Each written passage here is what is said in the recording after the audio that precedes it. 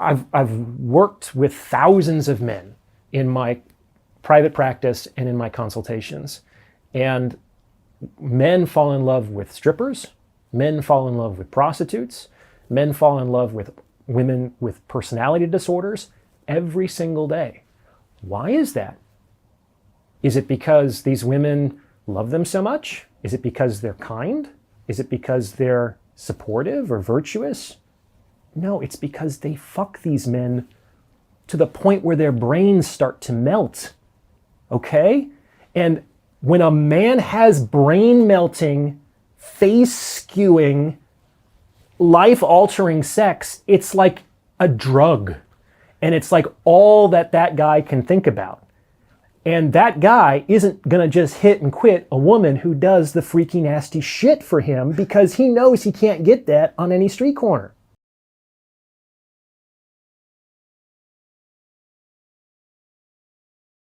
I think the question all men want to know, it's a very basic one, is what do women want? It's a very heavy one. There's a lot to it, right? There is a lot to that. That was the greatest mystery to Freud and the fathers of psychology. The true and unsatisfying answer is women want what they want. And the secondary to that is women want what other women want. Often women want what other women want more than they want what's best for themselves. This has to do with the fact that both men and women are playing two different games simultaneously. Both sexes are playing their own intrasexual status games, and they're also playing intersexual power games. And it's very difficult for a man to win both of those games or a woman to win both of those games simultaneously. For instance, a man could potentially simp powerfully for a woman and be at her beck and call and yes dear, sweetheart, and buy her flowers and roses, and that might work in the short term to attract a woman into a relationship. But that man isn't going to be elevated in status within his own intrasexual hierarchy. So other men aren't really going to look at that behavior admiringly, and that's going to be potentially a liability for that person. By the same token, a lot of modern women are in this trap where some of the behavior that might work to get them the kind of relationship they want from the men they want to have that relationship with is frowned upon by their fellow woman. It's basically the equivalent of simping in men. And the equivalent of simping in men for women is anything that has to do with, let's say, traditional reactionary feminine behavior. That I am going to be submissive for a man. That I am going to wait for him. That's how it used to be, where a woman, I mean, what was that in the Odyssey, where Penelope waited for 20 years for Odysseus to come home, and all of the suitors of Greece had taken over her house, and she still refused to believe that Odysseus was dead? I mean, that's a model for feminine loyalty that, I mean, it's a myth, but it's something that you don't see so often anymore. The idea that I'm going to serve a man or make his life easier or do any kind of domestic help, all of these things would be seen as almost a betrayal of her gender at this point. And so even though those behaviors might instrumentally help her get the kind of relationship she wants with the man she wants to have that relationship with, it would come at the cost of, let's say, the respect of the women that she's competing against in her own intersexual status games. So this is kind of how we get into our own ways these days. Orion, you have a YouTube channel called Psych Hacks, which is, I believe, is going to be it's going to be the hottest YouTube channel in the world. I think it's just the most fascinating thing I've ever seen on YouTube. One of your talks is on how is it titled? A woman can get any man she wants. How to get any man you want. Yes, yeah. And it's geared towards women. And there are three steps to that, right? Mm-hmm. Talk to me about that. Sure. First of all, I'll go a little bit more what I say in those 3 videos because this is important. There are 2 general approaches to dating, and I call them hunting and fishing. Hunting is where you can target a very specific person for a potential relationship and, pursue that one person. Fishing is more or less you cast a wide net and you develop optionality and you choose the best option that also has already chosen you. And I think it's actually in most women's best interests to hunt. Women can hunt in the dating market much better than men can. This is due to the fact that there is an enormous asymmetry between men and women's openness to a sexual relationship. I'm going to take a little bit detour. I'm going to get back to your question. One of my all-time favorite psychological studies took place on a college campus a few decades ago. And the researchers were trying to examine men and women's differential attitudes towards casual sex. And what they did is they got an attractive young college man and an attractive young college woman, and they basically memorized the same script and went up to members of the opposite sex on campus. And the script was basically like, hey, I've seen you around school. I think you're very attractive. Would you like to come to bed with me? Something like that. Women are always saying, I want an honest guy. I want a guy to tell me what his true intentions are. This is about as honest and true as a guy can get. How many women do you think responded yes to that overture? Oh, they're all going to say no. 100%. 100% of the women approached. That's a 0% success rate, said they were not interested. In fact, many of them got offended and angry at the supposition. And what happened with the women? When the woman approached men, 75% said yes. Only 75. Well, that's probably because the other 25% were looking for where the hidden camera was, because this was such a strange and unusual circumstance. They knew that something was up about this. And so they probably, their spidey sense was tingling. And so they holstered it and they did the socially acceptable response. That's my interpretation anyway. So the fact of the matter is that most women could just go up to a guy and offer to initiate a sexual relationship, and she is overwhelmingly likely to get a positive response. Now, women generally respond, well, Orion, that's just sex. I don't want to just have a sexual relationship with a guy. I want to have an emotional relationship. I want to have a committed relationship. And I say, okay, that's fine. But how else are you going to get the foot in the door? It's like, you have to understand, women, that sex is like the Trojan horse that gets you into the gates of the city. That's what allows men to open up and let you in. Now, if they let you in and then they just kick you out, well, that was a blown opportunity. Like, once you're in, there are things that you can and should do to stay there. But you can't do those things until he lets you in. And the way to be let in to the gates of the city is to provide a sexual opportunity. And most men are willing to have sex with most women, whereas the converse is certainly not true. That's why women can hunt. And that's why women should hunt. They should target specific men. They should do their research. They should try to do as much stalking, broadly defined on their target as possible. They need to know, who is this guy? What is he like? What is he not like? What are his foibles? What's his reputation like? The more information that she has, the more that she can bait her hook with for that particular man. And of course, the most succulent, juicy bait is a sexual opportunity, okay? So once a woman has decided that this is the man that she would like to target for a relationship, there's a few things that she has to do. One is she needs to make it clear that she is open to a sexual relationship, that she is not going to put up much resistance at all.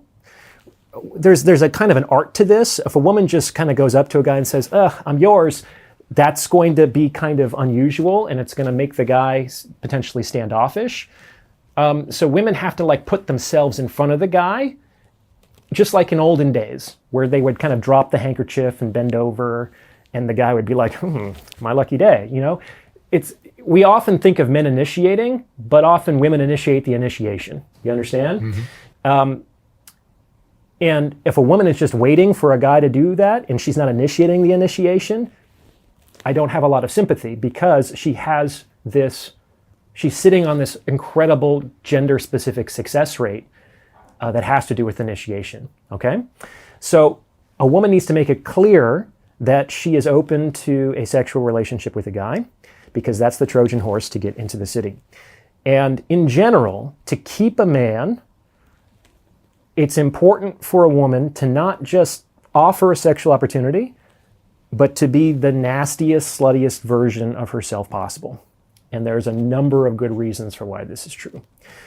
First of all, and foremost, men, whether or not it's true, but it's mostly true, men gauge a woman's interest and attraction in him by what she is willing to do with him sexually.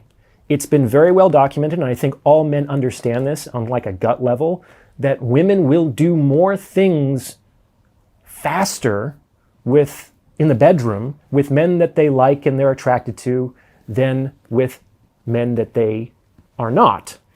And so when a woman is the nastiest, sluttiest version of herself possible, what she's functionally communicating with her behavior, which is the only thing that really matters, not with her words, but with her actions, that you are the most desirable man I've ever met. And I am willing to break the rules for you that I strongly rigidly enforce with all other men. And that's going to play to a man's ego, absolutely, which is a trap for men, but women should absolutely use that to their advantage whenever possible. I mean, all's fair in love and war, right? That's going to make the man feel like he's a king of the boudoir. He's going to feel like, and it's going to put him in his masculine. All good things, because when a man is put into his masculine and he feels that there is a beautiful woman who is sexually submissive to him, it triggers his instinct to protect and to provide. Which, how does that not redound to the woman's benefit? You know what I'm saying? It's actually a very easy con on the part of the women. I don't know a guy that wouldn't fall for that. It's very hard to do, man. So by being the nastiest, sluttiest version of yourself possible, women are communicating that I'm willing to break the rules for you because I'm putting you above all other men, which is going to stimulate his ego and put him into that position. Now, that's also going to keep him coming back. You have to understand that one of my very first episodes years ago was everyone is unique and everyone is replaceable. Both of those things are true. That's one of the paradoxes of being alive. You are a unique individual. No one like you has ever existed before and will never exist again. But once you're gone, people will be making interviews like this. And once I'm gone, people will be sitting here answering questions like this. And that's how the whole game continues forever. And thank God for that, or else everything would come crumbling down on some level. So bad for the individual, but good for society and the perpetuation of the game. Let's put it that way. So if a woman simply provides a run-of-the-mill sexual opportunity, that's very easy to replace. And the fact of the matter is that sex in today's marketplace is extremely cheap. It's cheap because sex must now precede commitment. There's a whole other spiel I can give you about why that's the case, but let's table that for now because I still want to answer your question. That's changed since our parents' generation, perhaps. It's changed in the last 60 years, and the main instigator of the change was birth control. 2-minute sidebar. The reason why commitment had to precede sex for so long is because the threat of pregnancy always loomed large. And in that day, it was extremely difficult, if not impossible, for a woman to earn her own money and to survive in society without the protection or provision of a man or a governmental program that served as its surrogate. And all of those things have changed. The reason why commitment was required before sex was because the stakes of a woman becoming pregnant outside of marriage were extremely high. And it was upheld socially because if that man couldn't be persuaded or coerced to commit, then that single unwed mother and her children would have become society's problem. So all of these things have changed. Women can and do earn their own money. There are all kinds of governmental programs to subsidize single mothers. Men, whether they commit to this arrangement or not, are legally required to give women child support for the children that they sire, in some cases even for the children that they don't. So the circumstances for requiring commitment prior to sex have shifted. And once a few women started to be okay with a sexual relationship prior to an exclusive commitment or marriage, once a critical mass was reached, then functionally all other women had to do the same in order to remain competitive within the sexual marketplace. Because in today's day and age, if you were to go out on the first date with a woman and she were to insist, well, I'm not going to have sex until I get married, especially if she's not a virgin, she's going to price herself out of the sexual marketplace. That's going to be too expensive for any given man when there's a woman 2 swipes away who's going to be willing to go home with him for a drink or two. So that's the situation that we live in, for better or for worse. So sex is kind of the standard. We used to say, why buy the cow if you can get the milk for free, right? Well, that presumes that milk wasn't being freely distributed in the pasture. But now that milk is freely being distributed in the pasture, you have to give milk, not because milk will motivate anyone to make the sale, but because not providing milk is going to be in a strange absence. It's going to be more expensive for the buyer in a way that none of the competitors are requiring, okay? So this is the world that we live in, for better or for worse. So when women provide a sexual opportunity, it's a good idea to not just be a run-of-the-mill sexual opportunity. Because let me tell you, I've worked with thousands of men in my private practice and in my consultations. And men fall in love with strippers, men fall in love with prostitutes, men fall in love with women with personality disorders every single day. Why is that? Is it because these women love them so much? Is it because they're kind? Is it because they're supportive or virtuous? No, it's because they fuck these men to the point where their brains start to melt, okay? And when a man has brain melting, face skewing, life-altering sex, it's like a drug. And it's like all that guy can think about. And that guy isn't gonna just hit and quit a woman who does the freaky nasty shit for him because he knows he can't get that on any street corner. That's the second time I've laughed in 8,000 interviews. The first time was last week. So, does this make sense to you? It makes perfect sense. Okay, so they used to say that the way to a man's heart is through his stomach. It's actually just a few inches lower.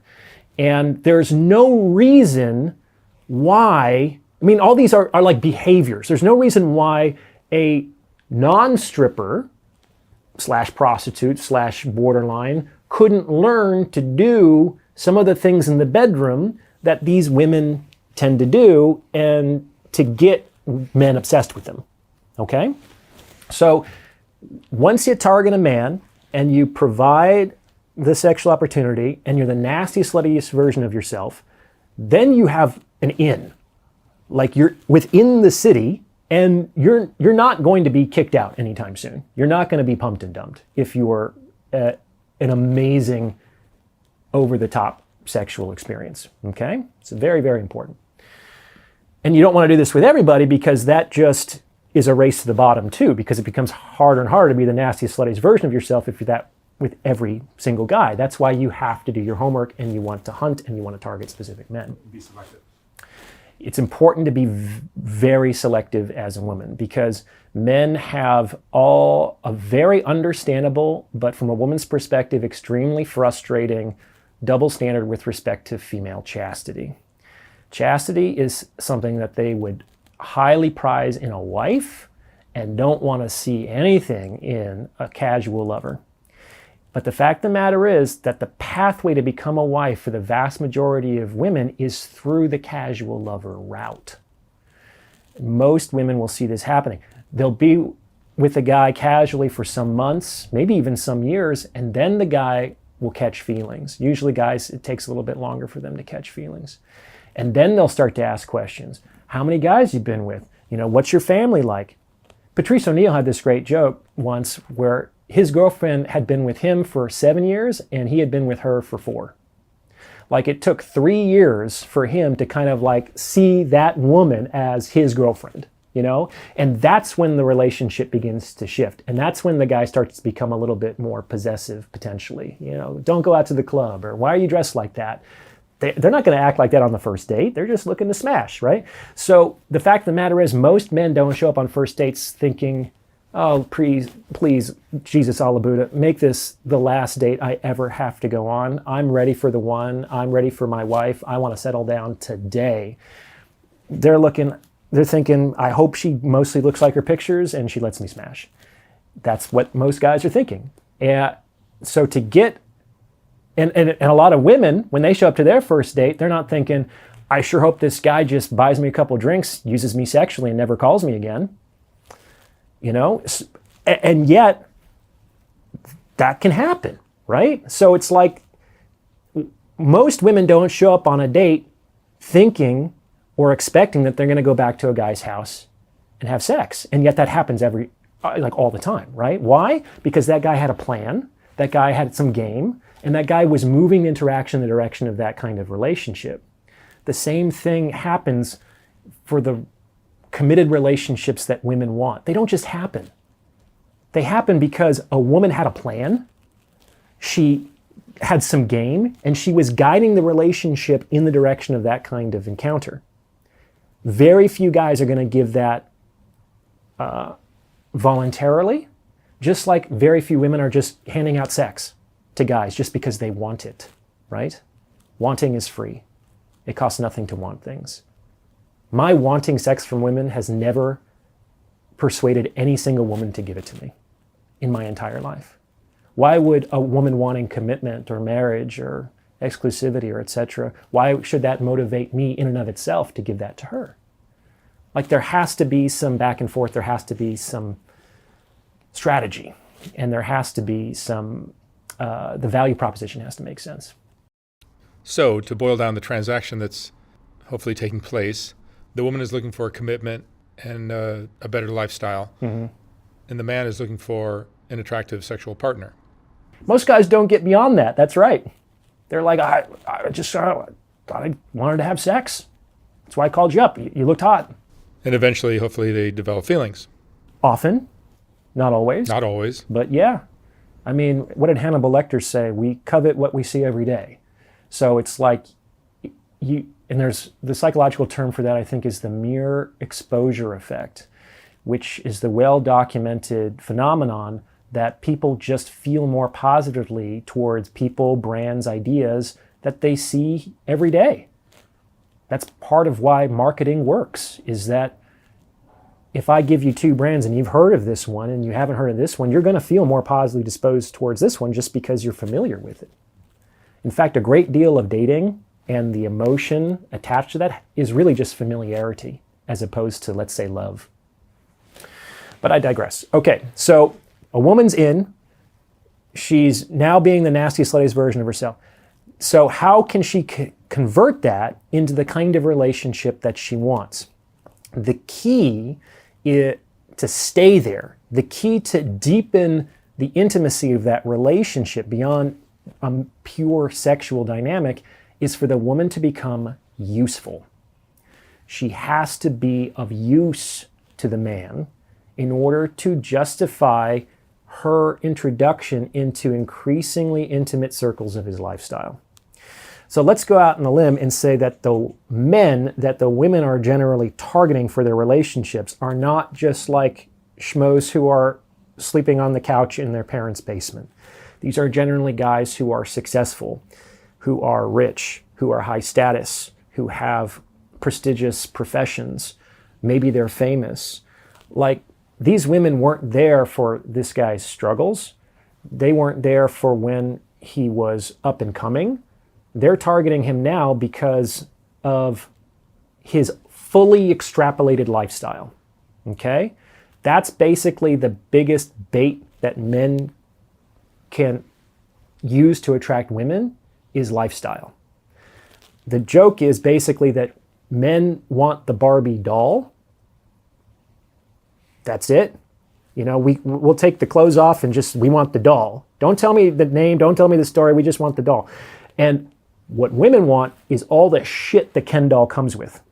That's why there's Cowboy Ken, and there's Stockbroker Ken, and there's Malibu Stacy Ken. And they'll throw the Ken away, and they'll just play with the accessories in the dream house. And that's why the gendered complaints always fall along the lines of, the man is just using me, the woman, for sex, and the woman is just using me, the man, for my resources and won't even fuck me. I have never, ever in my life heard a woman complain to me, I pay for the house, I pay for the car, I gave him the kids that he wanted, and he still won't touch me. I've never heard that, not even once. And I've never heard a man complain that he was just being used by a woman sexually. I sometimes in my past, I've wondered if I just wasn't attractive enough to be used sexually by a woman. I mean, I think it might even be kind of a refreshing change of pace. And that's an interesting failure, intersexual understanding, that men don't often see the problem of being sexually objectified because they think it's a compliment. But I can see how it would be uncomfortable for women to be sexually objectified by men that they don't want to be sexually objectified by. So once you're in, you want to be useful. This guy has been targeted by you because he's got a lot going on. Don't create problems for him, because the more you rock the boat, the more time, energy, and attention he has to take away from everything that's working, which is why you're there, is to enjoy the extrapolated lifestyle, to focus on you. So don't rock the boat, don't make any unnecessary problems, and then look around.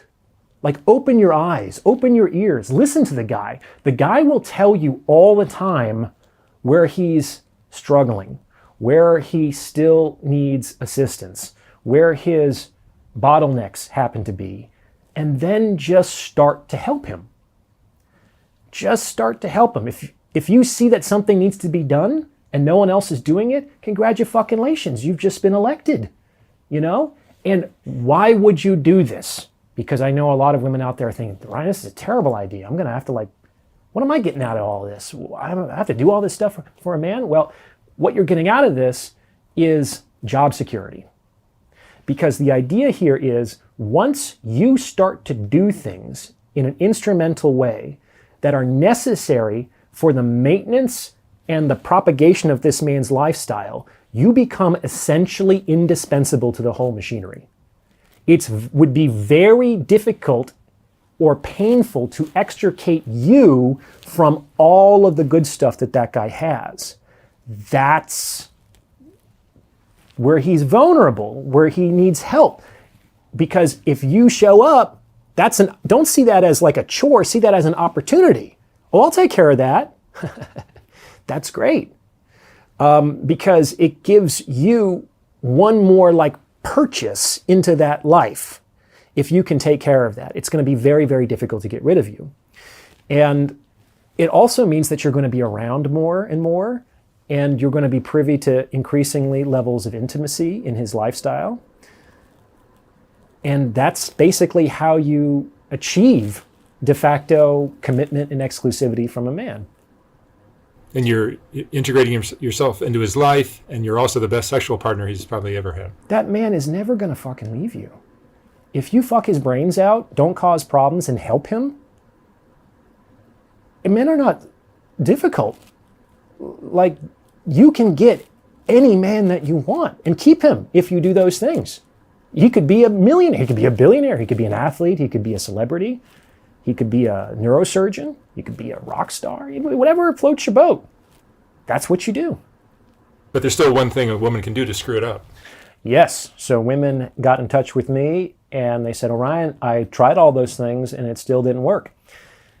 And I believed them. Some women do those things. I mean, there are certainly some women out there, I mentioned some of them, who know exactly what sexual buttons to push in a man to turn him into jelly.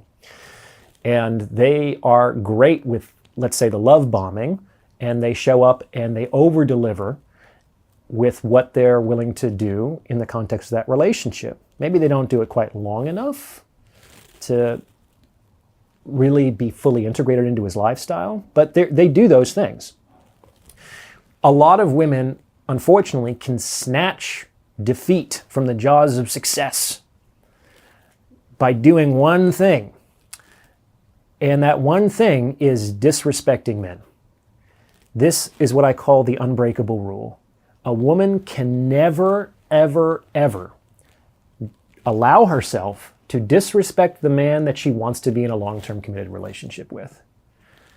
And there's a number of reasons for that, but one of the least appreciated ones is that if a woman allows herself to disrespect this man and he allows that as well, then over time, the dynamic of that relationship will shift to the point where that woman is functionally with a shell of a man that is no longer a person that she can respect or be attracted to. And that's generally when she looks for the door. So disrespecting a man usually provokes conflict, which rocks the boat, which goes against the things that I was talking about earlier. And it decreases a woman's own attraction for a man, especially if he doesn't respond effectively. And what do they say in the Bible? It's like a wise woman builds her house with her hands and tears it down, my ellipses, with her mouth. It's like a lot of women will open their mouth and talk their way out of the relationship that they could have had with the men who actually wanted to have it with them. And they do this because in the moment they might be frustrated or impatient. So it's emotional regulation and self-soothing. Women also disrespect men in less obvious ways. I mean, obvious ways are verbal abuse, criticism, physical abuse, mocking, especially in front of other people. But a woman can also disrespect a man by demanding explanations, by interrogating him. These are forms of disrespect because they play inappropriately with power differentials. The right to demand an explanation, the right to ask questions, always goes from the high to the low. It never goes the other way around. Just think about the military. If I were your commanding officer and I called you in and I told you about a mission, you wouldn't have the right to ask me a bunch of questions before you decided whether you were going to accept the mission. That would be insubordination and it wouldn't be tolerated. So there is a way to get the kind of information that you want from a man without interrogating, without shaming, without demanding. You do not have to always agree with a man. That would be impossible because we men do all kinds of boneheaded things all the fucking time. So women do not have to approve of a guy, but they absolutely have to find ways to disapprove, disagree, without disrespecting. And that's absolutely something that can be possible. The general rule of thumb is if you wouldn't say that in that way to your boss, if you were interested in keeping your job, you shouldn't say that to a man. So that was some great advice for the women. What do men need to provide in order to find the woman they want? It seems the ability to provide a better lifestyle is the number one thing a woman is looking for, right? Oh, generally, yes. So women treat men the way men treat jobs. And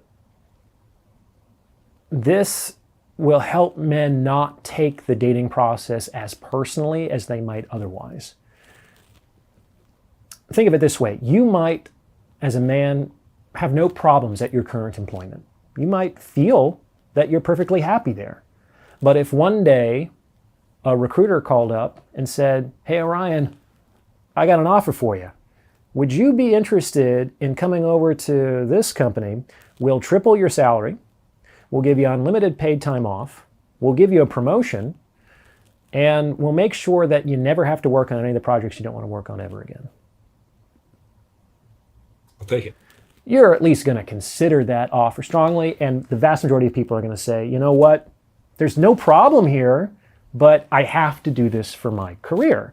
And that's what a lot of guys hear, especially when they're young, when the women break things off, because in the vast majority of cases, that's what women do. They say something like, you know, you were great. I don't have any complaints about this. I just have to do this for me. This is something that I need to do for myself right now. It's the same thing. And everybody will understand at that company that this was the right move for your career.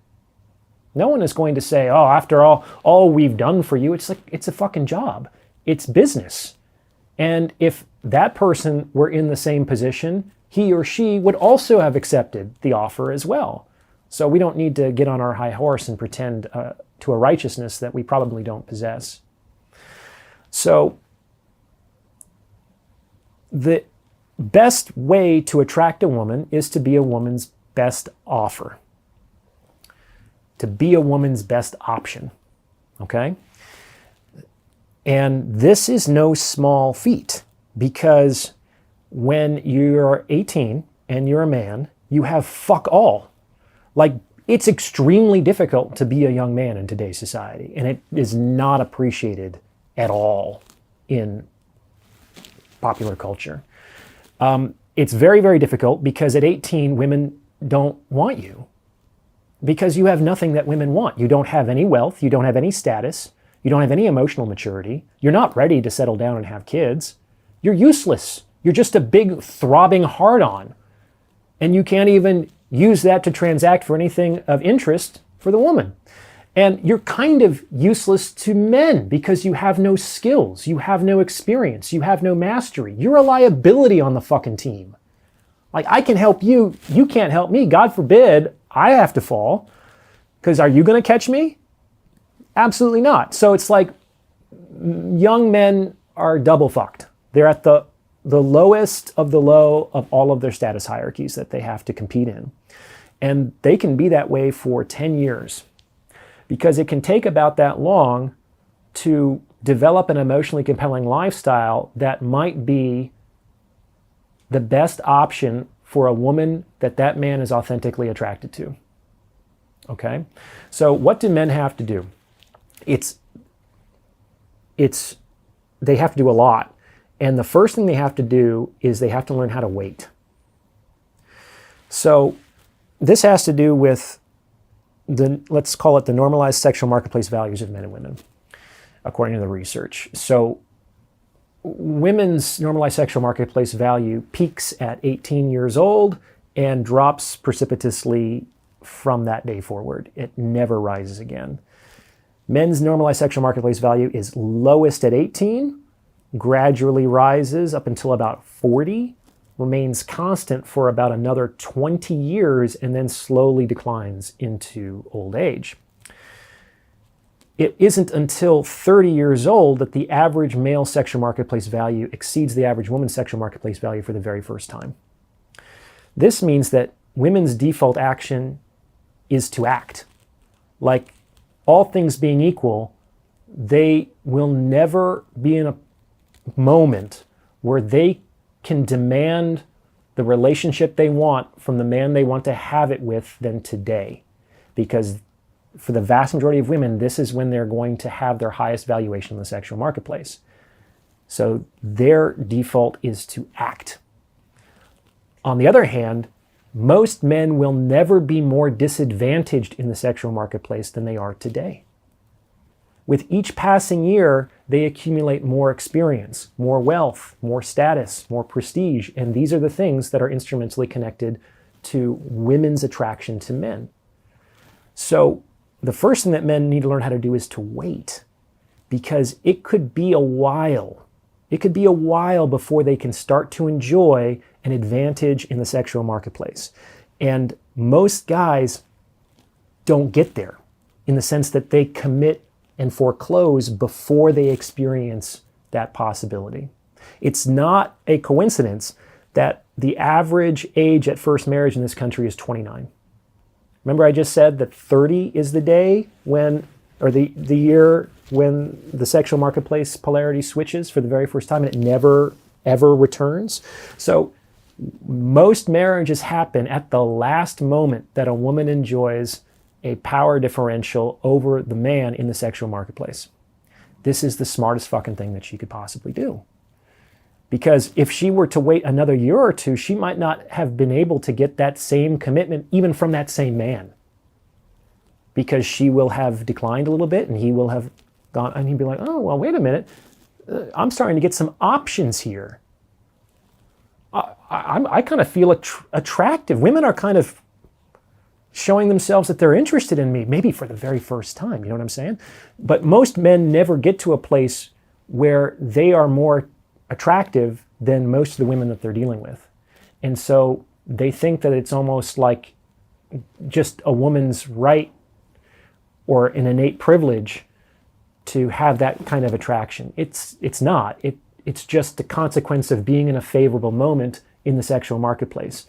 Men don't always get there. They have to play their cards right, but they might get there eventually later in life. Like a Division I athlete or a professional athlete a little bit later in life, a partner at a prestigious law firm, a politician. These guys, they understand that because they've played their cards right, they have incredible optionality with women these days. Okay, so men need to learn how to wait. So what do they have to, but they can't just sit there. So that men have to do three things, really, to become attractive to women. And these are things that I am extrapolating in the context of my metaphor for the sexual marketplace, which is a big dock, like a pier where all the ships moor, right?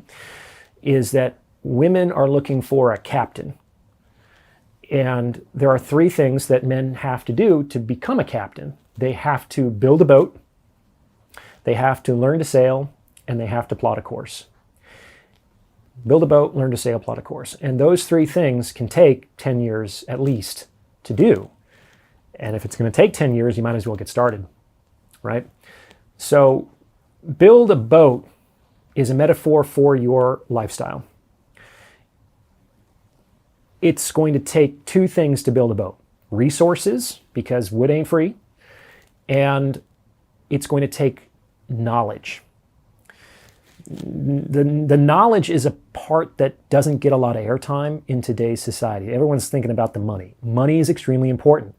But if you don't have knowledge about how money works, you're not going to be able to keep the money if your fool ass actually lucks out and is able to get it. You know, if you don't understand what women are and how they operate, you're not going to be able to keep one if you actually have the good fortune to attract one into your life.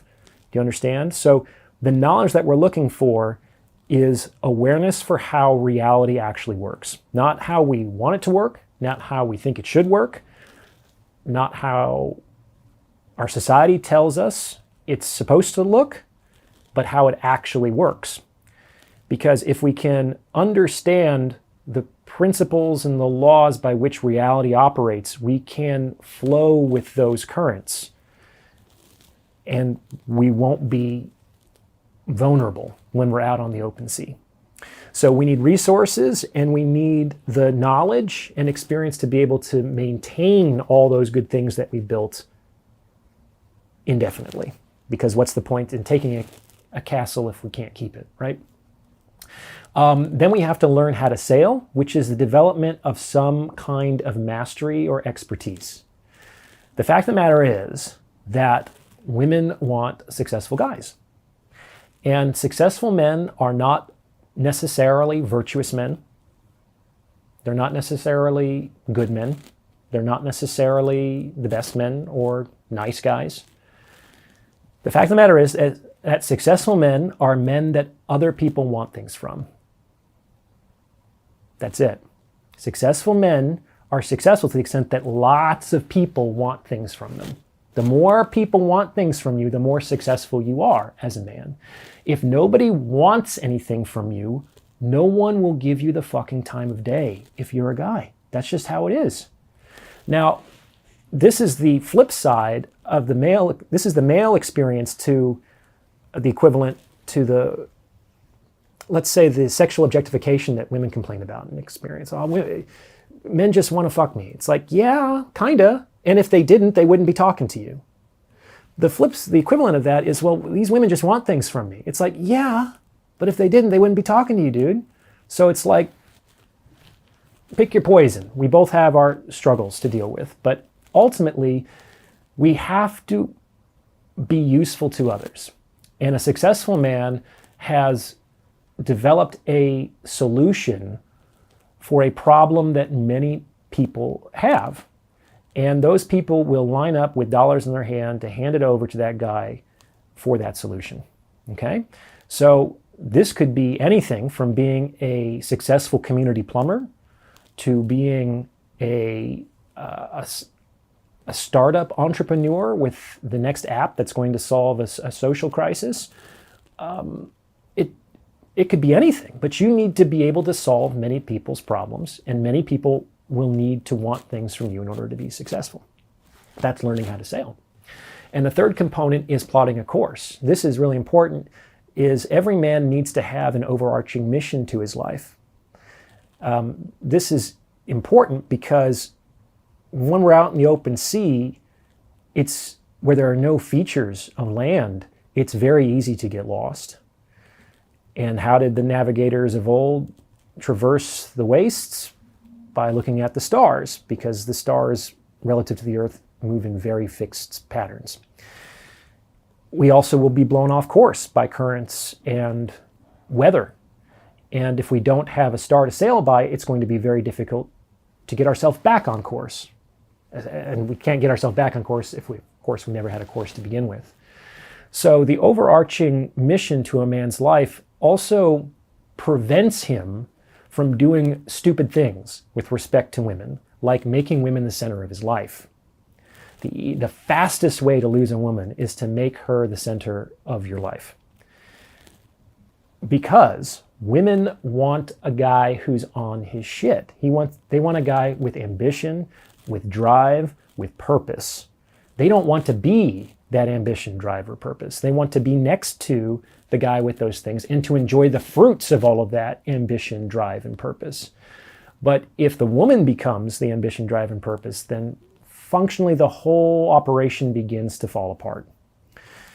And this also helps a guy to resist the urge to appease in moments of crisis with a woman, because it can very much happen in the course of a relationship where an unhappy woman might make certain unreasonable demands of a man.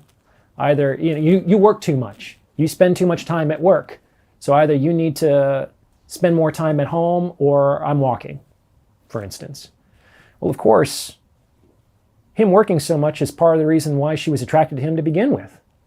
Him working so much is what got him the money and the houses and the reputation that made it likely that she chose him over all her other options. She doesn't say when she goes out to dinner or on vacations or when she drives her car that it's too bad that the guy works so much.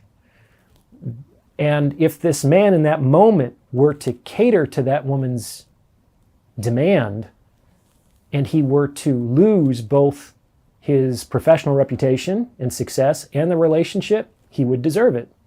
That would be his foible. And that's where men are mostly weak, is a lot of guys find it very difficult to stand up to a woman's negative emotionality, whether it's their anger and their upsetness, or their tears, or their guilt tripping, or they're shaming. All men, it seems, have an emotional thumbscrew. There's like one emotion, for whatever reason, is particularly difficult for them to bear. And if a woman sticks around you long enough, she's going to figure out what that emotion is. And if she twists the screw on that particular emotion, and you bend, and you appease, and you change as a consequence of attempting to avoid that temporary pain and discomfort of coming into contact with that unpreferred emotion, what you will do is create a monster in your relationship, because you'd be training this woman unconsciously to know that whenever she really needed to get what she wanted, all she had to do was hurt you in this way. And she loses respect. She loses respect, and the guy feels even less appreciated as well, because she often doesn't even want the thing that she's demanding in that moment. So it's just not a bad, it's a very bad idea. Let's put it that way. So that's what men have to do to attract a woman. They have to build a ship, which is to develop an extrapolated, interesting, emotionally compelling lifestyle. They have to learn to sail, which is they have to develop expertise and skills that are of use to other people. And they have to plot a course. They need to have an overarching mission to their life, something that is more important to them than, I guess, anything else, really. It has to be more important than anything else. If it's not, then a woman will figure out what that other thing will be, and that will be your downfall. That will be your downfall. So you've told us what women can do to get the man they want, and you've told us what men could do to get the women they want. But there's more to it, isn't there? Of course. The game. Oh yeah, the game is infinite. I can be a wealthy, handsome man with a great future sitting at a bar on Saturday night, and nothing's going to happen for me, right? Correct. Especially if you're a man. If you are a decently attractive woman and you were to sit by yourself at a bar on a Saturday night, whether you wanted it or not, you would soon have company. But a man could be brilliant, he could be rich, he could be a neurosurgeon, and he could drink by himself all night. Okay? So men need game in the sense of they need to they need some strategy in order to attract the opposite sex. That's very different from the strategies that women do. I'm not going to say that women don't have to do that. They do all kinds of things to their appearance, right? Because that's generally what's most important to men, especially on first blush, with respect to their attraction to women. So they do all kinds of things with respect to their figure and their dress and their fashion and their makeup and things like that. Men, for better or for worse, we don't really have to worry about that as much. So there are a few different strategies that consistently work to increase your attraction as a man to women. Let's see if I can remember them. Cocky and playful is an old standby from the pickup community.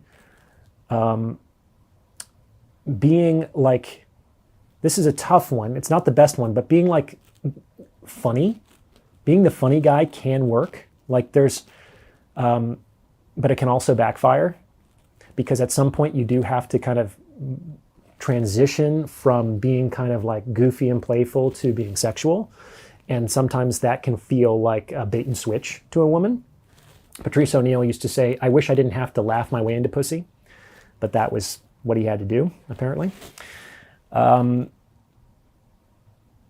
There is also like low activation game, which is just sort of like confidence and not giving a woman much energy. That works if you already have, let's say, some reputation buy-in. If you have a table in the VIP bottle section of a club, for instance, you already have some social validation that you have the money to spend on that. So you don't necessarily have to work as hard to attract attention to yourself, because like you did that passively with respect to your structure. And so you can actually kind of be a little bit more aloof and withdrawn, which makes you potentially seem even more attractive in that moment, right? But the essence of game is to stimulate an emotional reaction in a woman. That is the easiest way to seduce a woman, is to stimulate an emotional response in her. And it doesn't even really matter what the emotion is. It doesn't even have to be a positive emotion. I mean, that's why negging works on some level. Which is disrespecting. It's a teasing, playful disrespecting, yes. It's sort of like treating a girl like your bratty little sister. So it shouldn't be anyway, a real cold-hearted, harsh disrespect. It should be playful. The idea here is that I'm so confident in your presence that I can kind of toy with your beauty that I know will dazzle and stun and petrify other men. It has no effect on me. Confidence goes a long way. Confidence is amazing. So one of the things that a lot of guys don't understand, so I've had a few different careers in my life so far. I used to be an actor. And when I was an actor as a young man, it was easier for me to get laid than when I was a rich, successful doctor. It's changed a little bit now that I'm somewhat famous, but until I started the YouTube channel and it blew up, it was much, much harder for me to get laid as a successful entrepreneur, doctor, than being a broke theater actor in New York City. And this is baffling to guys, but the fact of the matter is that you do not need money to get laid. You might need money if you want to get married, but you definitely don't need money to get laid. And a lot of guys, and it's a kind of a function of their male rational mindset. They listen to talks online, or they buy programs, and what do women want? And they say, okay, women want abs, women want tall guys, women want rich guys. And they think, okay, well, some of those things I can do, some of those things I can't do. But it's like, okay, I'll get the abs, check. I'll get the money, check. And so now all I have to do is go up in front of a woman and say, in so many ways, and just let her know, hey, I am a rich guy with abs, and they're supposed to just like line up to fuck them. And let me tell you that that's not how it works. So I call those things attraction proxies. Guys really want women to become attracted to them. They hear that these things are what women in general want, and so they say, well, I'll just get those things, and then the attraction will be taken care of. And that's not true. I do consultations all the time with guys who have super yachts down in Miami, who fly private jets, and who cannot get fucking laid because they have no experience picking women up. They don't know how to talk to beautiful women in particular. They don't have any problems with the ones they're not attracted to generally. But obviously that's not the ones that they want. The way to get laid is to learn how to seduce a woman. That's it. Like, you don't need abs. You don't need money. What you need is seduction technique. And the core of seduction is the ability to stimulate an emotional response in somebody else and to guide them through an emotional journey that ultimately culminates in a sexual experience that you've more or less curated for that person. There's a saying that goes, a man wants a good girl who's only bad with him, and a woman wants a bad boy who's only good to her. That's great, yeah. I heard that one about a year ago. It resonated with me, it's true. Why do women love assholes? Why do women love assholes?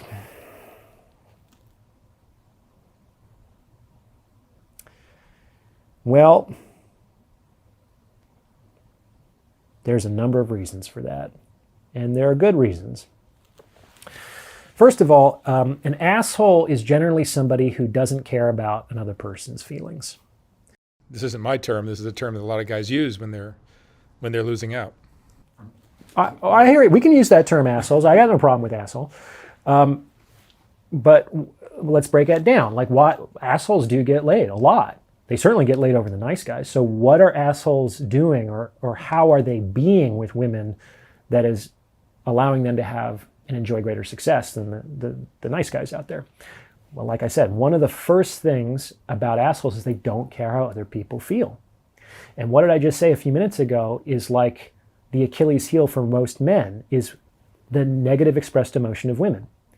I'm upset with you. I'm angry with you. They start to cry. It's like, on some level, a nice guy will be too empathetic, will say, oh, I'm uncomfortable with this woman's distress. I am going to change myself. I'm going to change the situation. I'm going to change the relationship. I will change reality itself if I can to get this woman to stop crying or to get this woman to stop being angry with me, without necessarily considering whether or not this woman has a fucking point, whether her tears are justified, whether her anger is justified.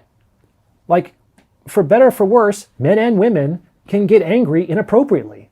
Maybe she's doing it just to see how spineless you are. It's possible. I mean, we call those shit tests, right? And a lot of what happens in testing is unconscious. I think that there are some conscious, intentional tests that women will do towards men, but I think personally and professionally, the majority of testing occurs below the threshold of awareness for women. So an asshole isn't vulnerable to those displays because on some level he doesn't give a shit. He says, sweetheart, if you want to be upset with me, that's fine. That's your right. Why do I need you to be upset or to be not upset? You're a full-grown adult. Like, if you want to be angry, if you want to be out of sorts, if you want to be despondent and sulky, hey, no skin off my back. I don't have to feel those feelings. I felt them. I know they're not pleasant. That's why I prefer not to experience them. But for whatever reason you want to feel that way, knock yourself out, sweetheart. I'm not going to stand in the way of you and your feelings. And let me tell you, to the extent that those feelings were instrumentally attempting to change that man's behavior, if a man responds that way, that emotion will disappear very quickly because it doesn't work. Most people don't persist in strategies that don't work. If someone persists in a strategy, it's because it at least partly works. The word dysfunction is mostly the word function. Dysfunction is mostly functional in that it gets what it wants. That's why it exists. So if you want to look at any dysfunctional behavior, you have to understand that at least for a very long time, and at least partly, it has succeeded in getting that person what he or she wants. That's why it's persisted through time. That's it. And if you were to change the operant conditioning, like the rewards or punishments as a consequence of that behavior, consistently, thereout, you would very quickly change that behavior. That's the only thing that works. So that's one reason why women like assholes, is because they don't bend in ways that nice guys do that ultimately lead to the disintegration of the relationship and the attraction that she felt for the guy to enter into the relationship to begin with. And this also extends to other people out there. It's sort of like, why does the woman gravitate towards the biggest, scariest guy in the room often? Because he's the safest one. Now you might think, well, he sure doesn't look safe with all of those tattoos and the leather jackets and the kind of like growly stare. Well, he might not be safe to you, another guy, but he's safe to her because she's thinking, if I'm with that guy, no other guy's going to fuck with him. So I want to be with the guy that no other guy is going to fuck with. And assholes, they fight back. They don't just say, oh, sorry, maybe I did something wrong there. Let's work to friends, get along. An asshole will be like, go fuck yourself, man. Why would you do that? And they don't have a problem being disagreeable, and they don't have a problem fighting for what they believe in. Now, some assholes are narcissistic, and what they believe in is just their own misguided self-interest, but not all of them, right? So, but in any case, they are willing to fight for what they believe and what they want, and that's what makes them more safe to women than guys who aren't willing to fight. Assholes also often know that people don't like them, and they've developed a kind of social callus around that, which gives them a social freedom. When you talk to most guys, the thing that paralyzes them socially, whether it's with other guys at parties to make new friends or with women picking them up, is they're afraid that they're going to look awkward or they're going to say something and people aren't going to like them. But when you're an asshole, people already don't like you. I mean, what's the fucking threat here? You know what I'm saying? So because I'm used to people not liking me, because there are people today right now who don't like me and I can deal with it, I have a social freedom that you don't. I can speak my truth because I know what happens when people disapprove or disagree with me and they hate me. Not much. Like, they get all bent out of sorts and life goes on. Assholes often get into trouble because they also understand that rules are, this is going to sound shitty, but rules are really just suggestions to maintain social cohesion at the mass level. But every rule has an exception. Every rule was created by people, and so every rule can actually be undone by people as well. An asshole knows that it's not a virtue to simply follow a rule because it's a rule. Like, it has to make sense. It has to support, I guess, his goals, whether they're personal or the social goals. And he doesn't mind necessarily transgressing those rules from time to time and getting into trouble. Because trouble is not really a real concept in many respects.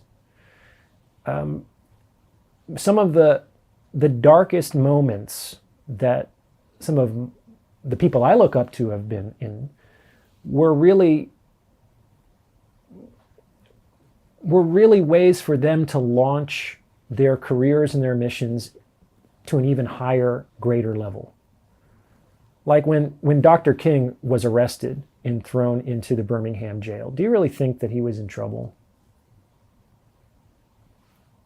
I mean, he has a mugshot, he was arrested, there he was in jail in handcuffs. That's about as bad as it gets in today's society. But it was an opportunity for him to write some letters, and it was then a pivot point to draw even more attention to a social cause, which generated even more momentum. Trouble, like a master can use anything to his benefit. Trouble is wasted on those on just the unmasterful.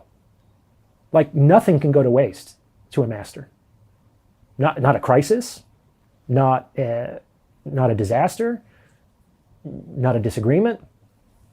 Anything can be used to serve once you understand reality, once you have experience and expertise, and once you know what your purpose and mission is. Anything can be used to further that. You have nothing to fear. So I would say that in many respects, that's why women like assholes. Excellent. Fascinating talk. Let's take a little break, and Sure. We'll continue this, and I'll post it in a week for people that want to hear more of Orion. Thank you. All right. Thank you.